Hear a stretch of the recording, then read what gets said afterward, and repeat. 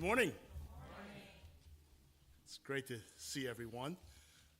Just to go back, verse 1 says, "Now the gates of Jericho were securely barred because of the Israelites. No one went out and no one came in." This is important, and we'll get to that.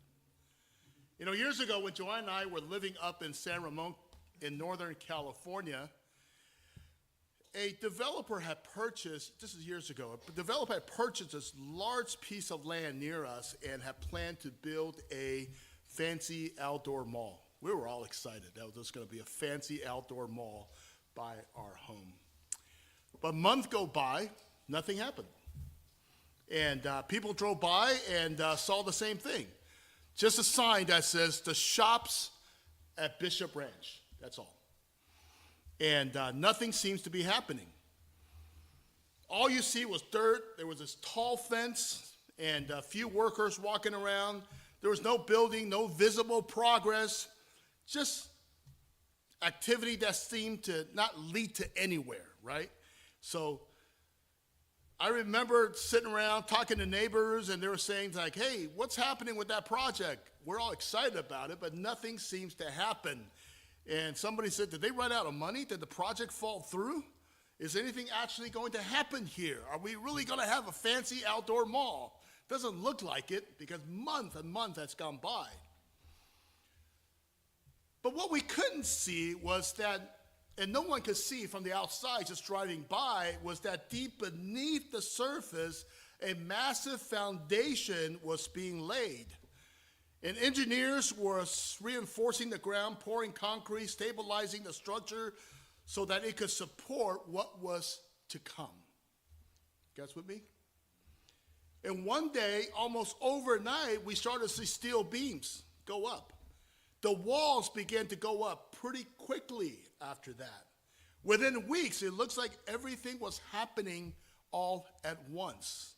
It was pretty spectacular. People drove by and says, "Wow, that happened really fast." But the reality is didn't. It really didn't. It only looked fast because they didn't see what was happening beneath the surface.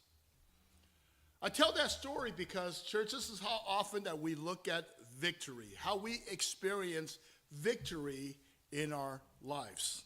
We celebrate the moment as soon as the wall goes up. Yeah, this is great. We celebrate when things go well, when prayers are answered, and a door opens, and we celebrate when new opportunities come. But we often miss what God was doing before that moment. Before that moment. Oftentimes we miss the foundation that God was laying. We don't see the quiet work beneath the surface. We don't see the days where nothing seems to change, but everything was being prepared. And that is exactly what we see in our passage this morning from Joshua chapter 6. Because when the Israelites stood before Jericho, it looks like nothing was happening. They were just walking day after day. No progress, no movement. But what they couldn't see was what God was already at work preparing for their victory. You see, the Israelites' victory did not begin when the walls fell. Their victory began when God gave them a promise. And that promise was given over 400 years ago. Even his people didn't see it at that time. So today we begin the message, God is with us in our victory. We're going to discover that God is not just present in the moment of victory, he is present in the process that leads us to it. That God is with us in the marching, that God is with us in the silence, God is with us when nothing seems to change. But one day, when the walls fall, you will realize that he's building something all along. To really understand this story that we see in Joshua chapter 6, we need to really go all the way back to Genesis 12. Genesis 12 is when God gives Abraham a promise. And that promise was, I will give you this land and I will make you a great nation. That promise is passed down from generations to generations. And instead of stepping into that promised land, the people of Israel ended up where? In Egypt. They ended up in Egypt for over 400 years. So instead of entering the land, they ended up in Egypt for 400 years. They became slaves, where slavery shaped their identity. All they knew was bondage, darkness, survival, and oppression. That was their identity. And then God delivers them through Moses. Moses parted the Red, remember, God parted the Red Seas and provided manna from heaven that led them through the wilderness. And when they finally reached the edge of the promised land, which we see in Numbers 13, what do they see? They see giants in the land. They see fortified cities. And instead of trusting God's promise, they were overwhelmed and they were afraid by what they saw. And in that moment, the Israelite people trusted more in their fears than God's promise. So God tells that generation, you are not ready. They will not enter this land. And then for the next 40 more years, they wandered in the wilderness. Everybody with me? Okay. So let's fast forward now, 40 years later. 40 years later, this new generation has risen. Moses has passed on the leadership to Joshua, and now once again, the people are standing at the gate of the promised land. And this time, something is different with their people. They're not afraid this time. They march towards the promised land, and they don't turn back. And book of Joshua is their story, right? The book of Joshua is this story. As I'm studying this week the book of Joshua, this is something I didn't remember. Did you know that the Red Sea was not the only body of water that God parted for the Israelites? In Joshua 3, God parted the Jordan River so his people can cross. It is a reminder that the same God who delivered them from slavery 40 years ago as they crossed the Red Sea is still with them this day as God bring them into this promise. Pretty cool. And in chapter 4, they set up a memorial stone so they will never forget what God has done. And in chapter 5, they renew their covenant with God and they celebrated Passover for the first time in the land. And also, manna, who has been flowing from heaven, sustained them for the last 40 years, suddenly stopped. Why did it stop? Because they no longer need it. They are no longer wandering. They are no longer wanderers. They are now people entering into God's promise. So that's what we are. And something important here, there's also in chapter 5, verse 13 and 15, that really is one of the most powerful encounters in the Old Testament and really explains the setup here for Joshua 6. So in Joshua 5, 13 to 15 says, now when Joshua was near Jericho, he looked up and saw a man standing in front of him with a drawn sword in his hand.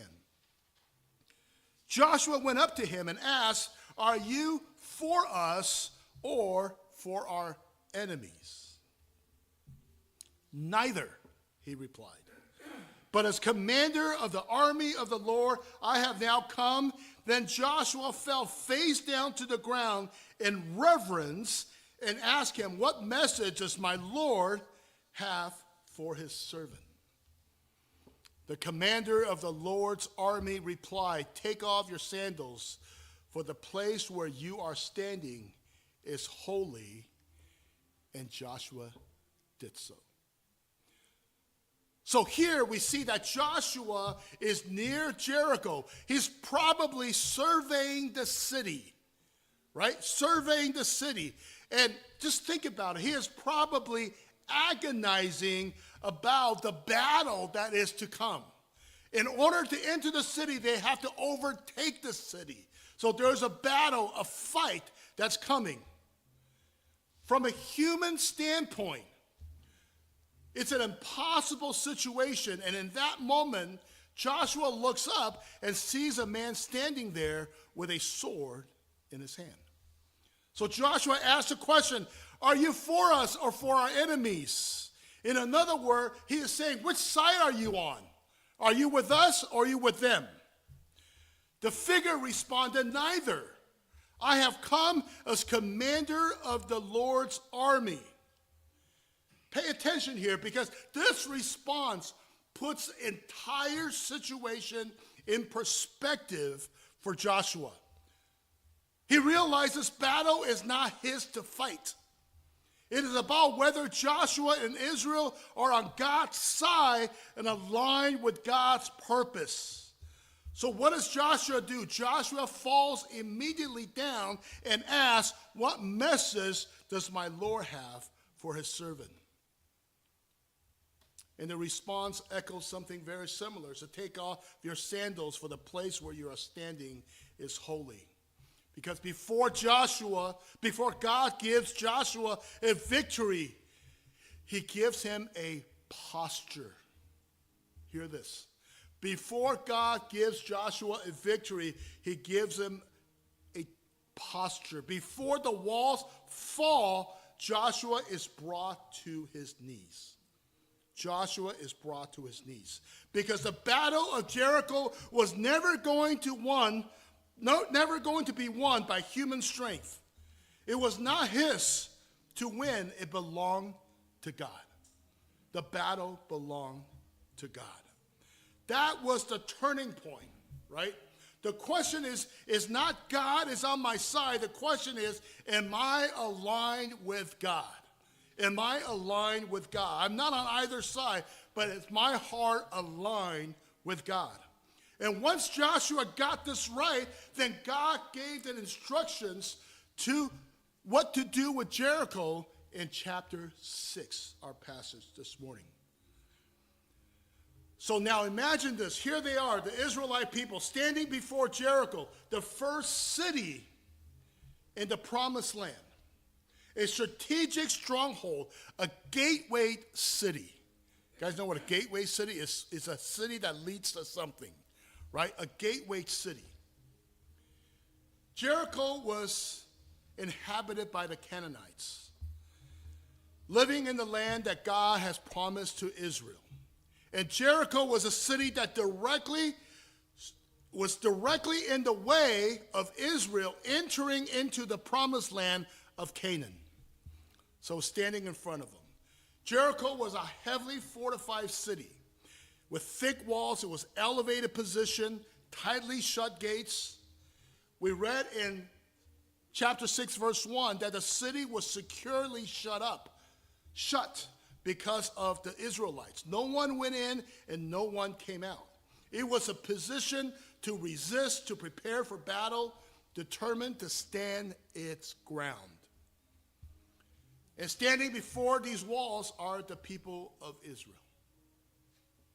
They had no real army. They had no weapons. They had no strategy. They had no experience in fighting. They were slaves. The only thing they had was a promise that was given to them over 400 years ago. And that's exactly really where God wants them, because Jericho is not just about taking a city, it's about teaching his people something they will never forget. And that is the victory they are about to experience will not come from their strength, but from God alone. And before taking a single step, before they march, before anything happens, God says something to them. And that brings us to our first point. Our first point is God's presence precedes the victory. God's presence precedes the victory. In Joshua 6:2, it says, before anything happens, God says, then the Lord said to Joshua, see, I have delivered Jericho into your hands, along with its king and its fighting men. Look at that again.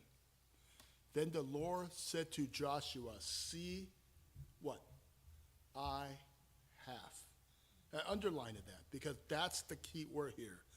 I have. Not I will, not I could, not maybe, but I have. I have. That means the outcome has already been decided before anything has happened. Nothing has happened yet, but the victory has already been decided. God declared victory right here before the battle even began. Think about this. They're standing in front of walls that are still standing. Gates are still shut. Armies are inside. There's no visible movement from God. No evidence of anything happens. And yet God says it's already yours. It's already yours. This tells us something powerful about how God works. God's presence is not reactive, it's proactive. He doesn't wait for things to turn around, to show up. He's already there before the breakthrough begins. This could be deeply personal for many of us right now, as you're standing in front of your own Jericho. A situation in your life that hasn't changed, a prayer that hasn't answered, a door that hasn't opened. And you're looking at it and says, God, I don't see anything happening. But what if God has already spoken over your life? That you just haven't seen it yet. God says, no, I will speak before you see. I will move before you notice. And I am present before you feel it. Let me tell you a story. There was a man named George Muller who lived in the 1800s. George was known for running an orphanage in England. And what made his life remarkable was this, is that George refused to ask anyone for money to support his orphanage. He only prayed. He only prayed. At one point, Muller was caring for hundreds of children, and one morning, he gets up and goes into the pantry, and there's no food, there's no milk, there's nothing. There's no food, none. No bread, no milk. Children are starting to sit at the table, looking at their empty plates, waiting to eat. Instead of panicking, instead of scrambling, Muller sat down with the boys. They held hands, and he thanked God for the food that has yet to arrive. Think about that. He thanked God before he saw anything, before there were any evidence. And the story goes, right after he finished the prayer, there was a knock on the door. A baker stood there in front of the door and says, I couldn't sleep last night. I felt like I was supposed to bake bread for you and your children. Can you use it? Sure. Thank you. As soon as he received the bread, another knock on the door. A milkman. A milkman whose car had broken down right in front of the orphanage. And the milkman says, can you guys use some milk? Because before I can even fix it, the milk is going to spoil. So can you guys use it? And in that morning, the children had more than enough to eat. Now here's the point. The miracle didn't begin when the bread showed up. It didn't begin when the milk cart broke down. It began when Mueller trusted God had already provided before he could see it, before he could even receive it. That is Joshua 6:2. I have delivered while the walls are still standing. Church, some of us are waiting for the knock on the door before we believe. God is inviting us to trust him because his presence is already there. He's already working in that situation you think that you're stuck in. He's already moving in that prayer that you think is unanswered. He's already ahead of you, even if you don't see it yet. So when you are in despair, when you're struggling, when you are wondering, know that God has already gone before you. Amen? Point number 2, God's way often defies human logic. God's way often defies human logic. In Joshua chapter 6, verse 3 and 5 says, march around the city once with all the armed men. Do this for 6 days. Have 7 priests carry the trumpet of ram's horn in front of the ark. On the 7th day, march around the city 7 times with the priests blowing their trumpets. When you hear them sound a long blast on the trumpet, have the whole army give a loud shout, and the wall of the city will collapse, and the army will go up, everyone straight in. So here, then God instructed that, if you're honest, it didn't make any sense, right? Especially for military men, they're just thinking about it, it didn't make any sense. In this, what we just read, he tells them to march around the city once a day for 6 days, and on the 7th day, march 7 times, blow the trumpets, no weapon, no plan of attack, no strategy that will make sense to anybody, with any military person especially, just walking day after day after day.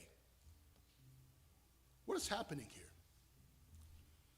What is happening here is God is intentionally stripping away every human method so that when the wall does fall, there's no confusion about who did it. The victory will not be earned, it will be given. And sometimes God will lead us in the same way. There are seasons in your life where obedience will not seem connected to results. You are doing what God is asking. You're praying, you're staying faithful, you're making all the right choices, but nothing seems to be changing. It feels like that you are just walking in circles. But what if God is doing something deeper in you? What if God is not trying to fix your situation? Not just trying to fix your situation. What if he's trying to do something greater than what you can even think or even imagine? Sometimes God will ask you to do things to put you in situations that absolutely don't make any sense. Counter to what everything or other people say. But he does that to position you for something greater, not to frustrate you, but to remove every other explanation except it is him and him alone. Because if you could figure it out, you might take the credit. If you can control it, we might just rely on ourselves to do it. But when God leads you in a way that forces you to trust him, then when the breakthrough comes, you will know exactly where it came from. So if you're in a season where your obedience feels disconnected from results, don't quit. Don't assume that God is absent. It may be the very evident that he is leading, that God is always at work beyond our understanding and what our eyes cannot see. There is something deeper preparing you for what is ahead. Point number 3 is obedience in silence is still faith in action. Obedience in silence is still faith in action. In verse 10 says, but Joshua had commanded the army, do not give a war cry, do not raise your voice, do not say a word until the day I tell you to shout, then shout. Joshua tells them to march, but in silence. In silence. So the people walked. No talking, no cheering, no visible progress, just quiet obedience. Brothers and sisters, this is where faith gets real here. Because in silence, there is no feedback. In silence, there's no confirmation. In silence, there's no signal that anything is happening. In silence, you can't measure progress. You can't point to results. You can't reassure yourself with evidence. But if we're honest, that's where doubts creep in. Because we're used to equating moments, right? Moments of movement with truth, with proof. We all want to see something, hear something, feel something, touch something that tells us God is at work. But here, God removes all of that to stay in silence. As you guys know, I'm struggling with this back pain. And recently, I got an MRI for my back. And if you ever had an MRI, you know what it's like, right? So you lay down, and they put you in this narrow tube. They tell you not to move, and then everything goes quiet. You're just laying there. There's no movement, no feedback, no sense of what is happening. And after a while, I have to be honest, I started to get a little anxious, even claustrophobic. It's a pretty small space. I'm a big guy in a small space, right? I started to get a little claustrophobic. I found myself wondering, this is way too quiet, man. What is going on? Is there anything actually happening? Is this thing doing anything at all? Because from my perspective, I felt nothing was happening.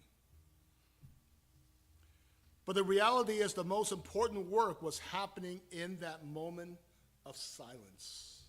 The machine was scanning, capturing, diagnosing things I could not see on my own. And that's exactly what Israel is experiencing with God feels like in that moment. And some of you are in that kind of season right now. You're doing what God is asking you to do. You are praying, you're staying faithful, you're showing up, but often it feels quiet. The situation hasn't shifted, the prayer hasn't been answered, the door hasn't been opened, and the temptation is to interpret that silence as God is absent. To assume that because you don't see anything happening and nothing is happening. But know this, silence does not mean inactivity. While they were walking, God was working. God was doing something they could not see. God, while they were walking, God was weakening what looks like unshakable. God was preparing what seems impossible, aligning that moment to come with his timing. And the same is true in our own lives. Just because God is not speaking loudly does not mean he is not moving powerfully. Just because there is no evident, visible results does not mean there's no real progress. Some of God's deepest work happens beneath the surface, where a new person is formed, where faith is strengthened. So don't misinterpret silence. Do not give up or walk away just because it's quiet. Keep walking, keep trusting, keep obeying, because absence of noise is not mean the absence of God. Just because you don't hear anything doesn't mean that God isn't doing anything. Also, some of the greatest work is done in silence as well. I know I've experienced that in my own life, and I've seen it with my own eyes. Most of you have never met Pastor Chen, my father-in-law, who founded this church over 40 years ago. As a young child, he suffered from polio, so he can barely walk in one leg. But for over close to 60 years, he ministered all over the world, founded this church. Even after he retired, my mother-in-law, Barbara, and my father-in-law, Pastor Chen, once a month will drive up to Vegas and serve and started a church in Las Vegas. He is constantly serving, constantly praying, constantly giving in ministry, in quiet. Sometimes most people don't even know that they were doing it. I see him, and because of my leg pain right now, I can't stand for a long time, and I often, in the last few weeks, I think about him, because he has suffered that for all of his life. And he can barely stand, he can barely walk without the help of something. But yet he continued to serve. God was continuing to do incredible work through him. And my mother-in-law, Barbara, served in silence along with him. Sometimes the greatest work happens in silence as well. Point 4, faith requires consistency before breakthrough. Faith requires consistency before breakthrough. In Joshua 6:14, so on the second day they marched around the city once and returned to the camp. They did this for 6 days. They did this for 6 days. So what we see here for day after day after day, nothing happened. They just kept walking day after day. There was no cracks in the wall. And I'm sure as they walk, if I'm walking, I'd probably take a peek at the wall. Is there anything happening? Is God doing something? That's probably me. But nothing was happening, right? No indication that anything was changing. And that's exactly where most people give up. Not in crisis, but in repetition. Let me give you a couple of examples. In our prayer life, you pray for the same thing again and again and again. For your children, for your marriage, for your health, for your situation. Day after day, same prayer, same words, same burden, and nothing seems to change. No answers, no breakthrough, no sign of God is moving. So in that repetition, many of us just give up. We just stop praying. How about for those who serves here at church faithfully, week after week after week, month after month, serving, giving, helping, leading, and it can feel lonely, unnoticed, uncelebrated. Sometimes you feel, does it even matter what I do? And that repetition can wear you out sometimes, and people quit, and people leave the church.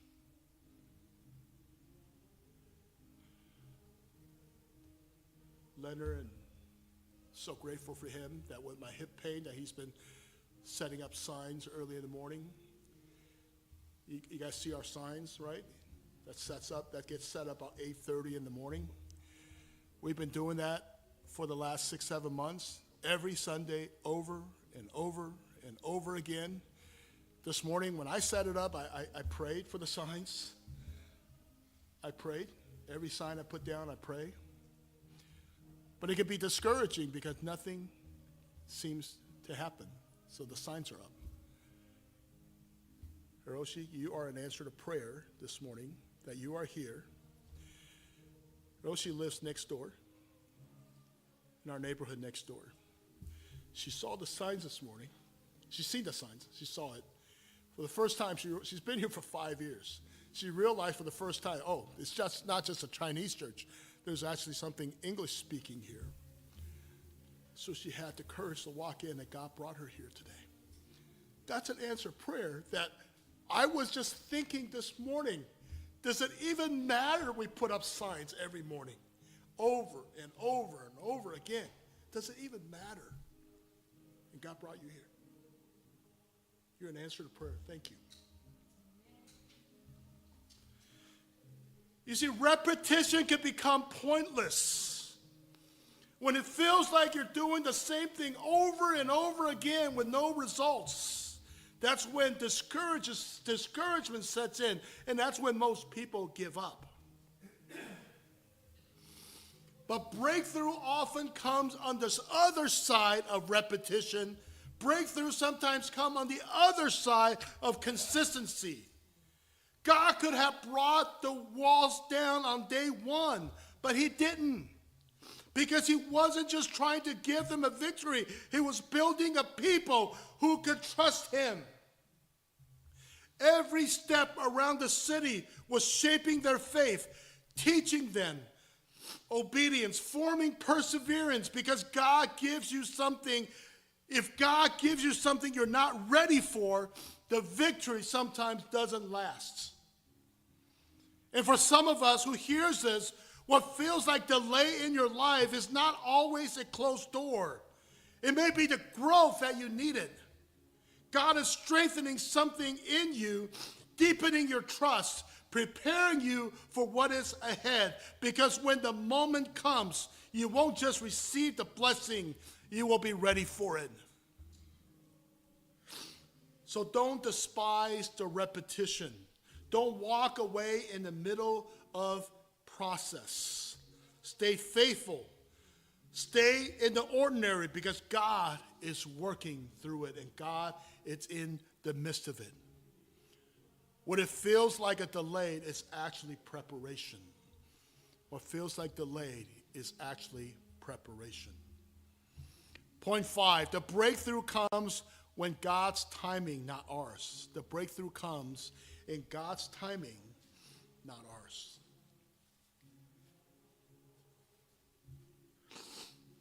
On the seventh day, when they got up at daybreak, and they marched around the city 7 times, and in the same manner, except that one on that day, they circled the city 7 times. And the 7th time around, when the priest sounded the trumpet blast, Joshua commanded the army to shout, for the Lord has given you the city. When the trumpet sounded, the army shouted, and the sound of the trumpet, when the man gave a loud shout, the walls collapsed, and everyone charged straight in and took the city. Here on the 7th day, everything changes. The trumpet sound, the people shouted, and in a single moment, the walls collapsed. Not weakened, not cracked, not slowly eroding over time, they fell completely. What stood just moments ago as an impossible obstacle becomes a testimony of God's power. But don't miss this. It didn't happen on day 1, not day 2, or not 6. It happened on day 7, on God's appointed time. God's appointed time. And that's when this becomes real for us. Because we live in a world that expects immediate results. We want answers now. We want breakthroughs quickly. We measure God's faithfulness by how fast things change. I need to lose 20 pounds because my daughter is getting married in 3 weeks. Oh my goodness, what am I going to do? I need it now. Stop eating it in and out. Alfie likes it. They have puppy patties. That's what I get. Blame Alfie.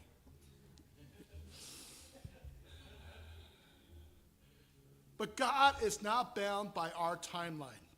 He works on divine timing, perfectly, intentionally, and purposefully.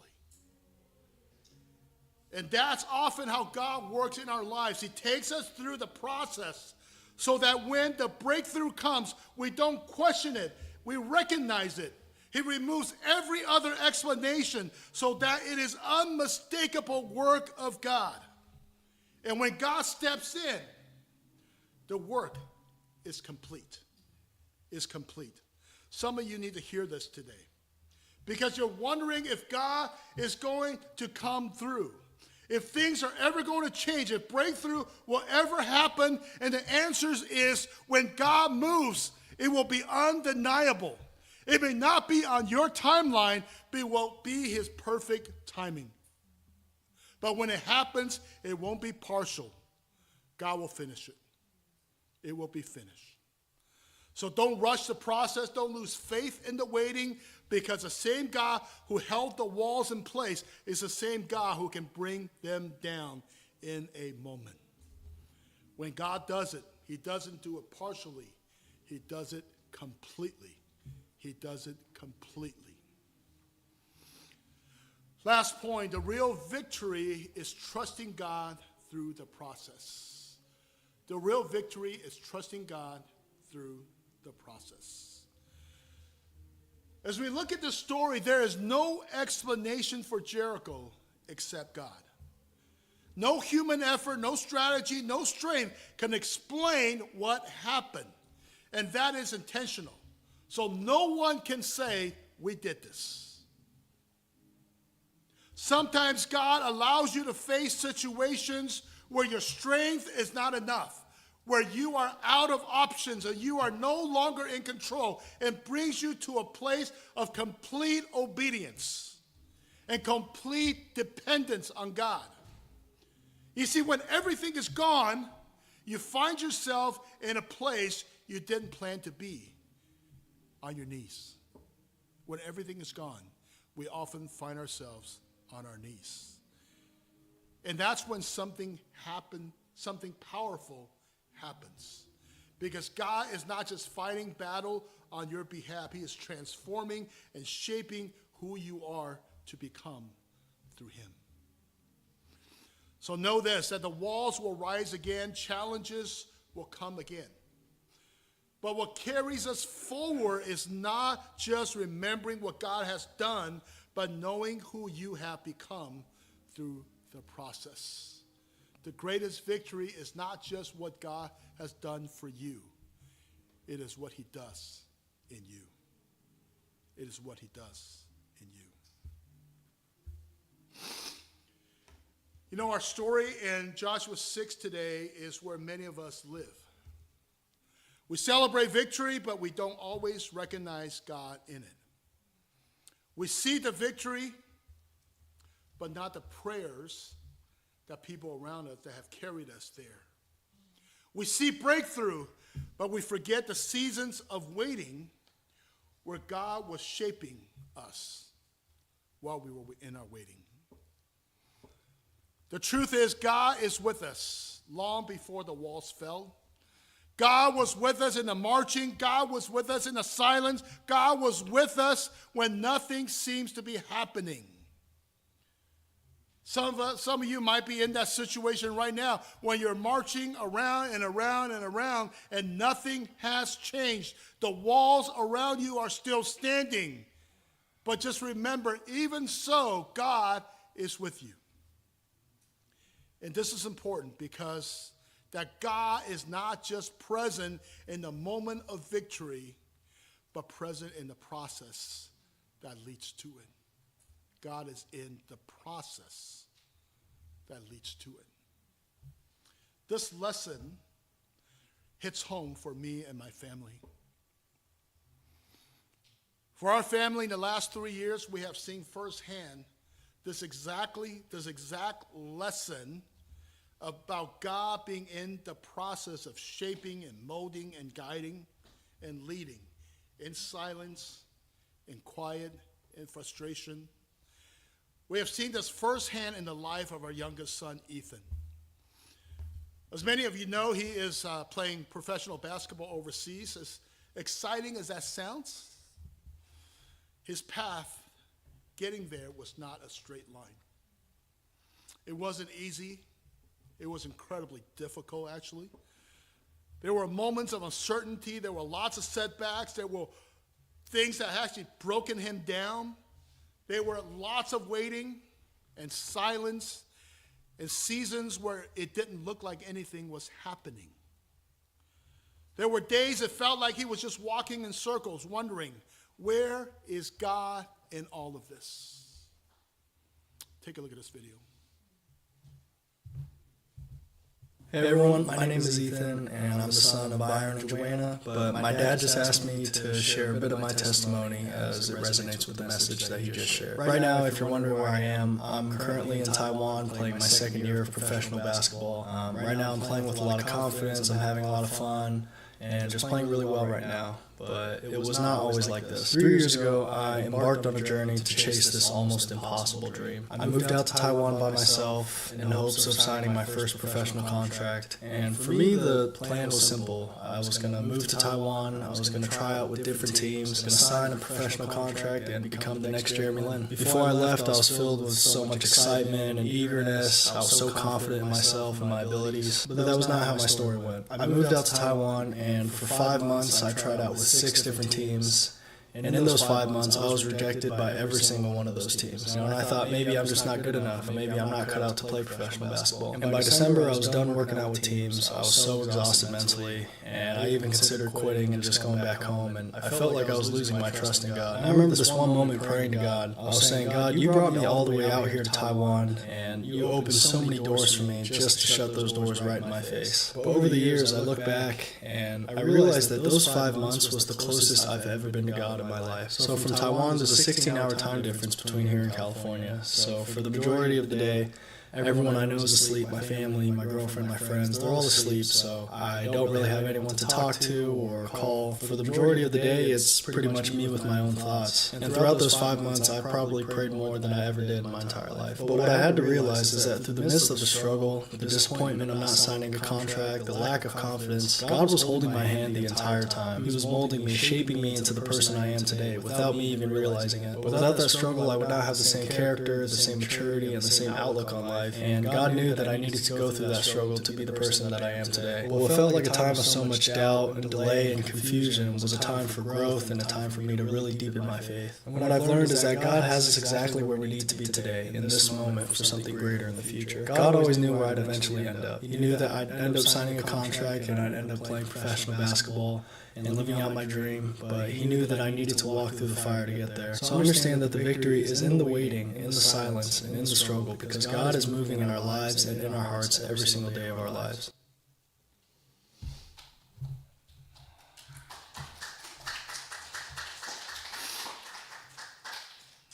Looking back now, we can see what we couldn't always see in that moment. God was there the whole time. In the waiting, in the struggle, in the quiet seasons, God was working, shaping, preparing, and opening doors for him in his time, not his. And that's the lesson, brothers and sisters. Victory doesn't begin when the opportunity comes. It begins long before in the unseen work of God. Church, that's the kind of God we serve. So when your walls fall, your walls will fall. Don't just celebrate the victory. Remember the presence of God was with you all along. Because the greatest victory is not in the wall coming down. The greatest victory is knowing that the God who brought them down was with you all along. Amen? Okay, let us pray.